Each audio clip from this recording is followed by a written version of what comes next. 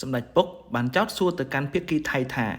ហេតុអ្វីបានជាថៃខ្វះសេចក្តីក្លាហានប្តឹងទៅតុលាការអន្តរជាតិប្រសិនបើកម្ពុជាពិតជាភាគីឈ្លានពានទឹកដីថៃមែននោះសូមស្ដាប់ប្រសាសន៍ទាំងស្រុងរបស់សម្ដេចពុកដូចតទៅផ្លូវតុលាការវាមិនគួរខ្លាចទេថារឿងបញ្ហាតុលាការនោះបើសិនជាភាគីទាំងសងខាងឃើញថាមានភាពអយុត្តិធម៌ខ្ញុំចង់จะឆ្ងល់ថាថៃបានចោទកម្ពុជារំលោភទៅលើថៃតែហេតុអីបានថៃខ្វះសេចក្តីក្លាហានប្តឹងកម្ពុជាទៅកាន់តុលាការ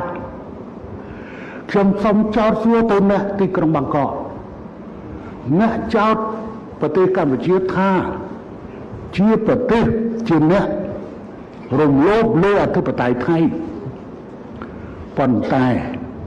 ហេតុអ្វីអ្នកមិនប្តឹងកម្ពុជាទៅកាន់តុលាការអន្តរជាតិខ្ញុំសូមសួរអ្នកហើយហេតុអ្វី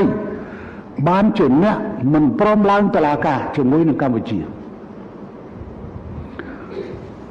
សូមប្រជាជនថៃសូមប្រជាជនកម្ពុជាក៏សូមគាត់មិត្តភ័ក្តិនៅលើពិភពលោកពិចារណាអំពីបញ្ហានេះឲ្យបានដិតដល់ហេតុអ្វីបានត្រូវខ្លាចតុលាការហើយបើថាកម្ពុជាជាអ្នករំលោភមិនក៏មិនព្រមទៅតុលាការយើងធម្មតាប្រទេសមួយតែមានតុលាការមិនអញ្ចឹងបើមាននរណាមួយមិនសុខចិត្តទៅព្រមទៅតុលាការហើយនៅលើពិភពលោកវាមានតុលាការអន្តរជាតិមួយចុះបើខ្លួនមិនសុខចិត្ត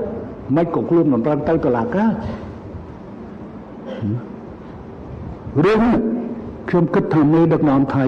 គួរយល់អំពីបញ្ហានេះមិនគួរខ្លាចនៅអ្វីដែលជាផ្លូវច្បាប់ទេហើយការព្រមទៅតុលាការនេះតុលាការកាត់សេចក្តីវាផ្ដល់នូវភាពងាយស្រួលឲ្យរដ្ឋាភិបាលធ្វើការពន្យល់ប្រជាពលរដ្ឋរបស់ខ្លួនប្រសិនបើសាលដីកាតុលាការចេញមកគឺយើងងាយពន្យល់ទៅដល់ប្រជាពលរដ្ឋរបស់ខ្លួនខ្ញុំបាទស៊ុំណារ៉ាផ្សាយចេញពីទូរទស្សន៍សំឡេងកម្ពុជា VOC TV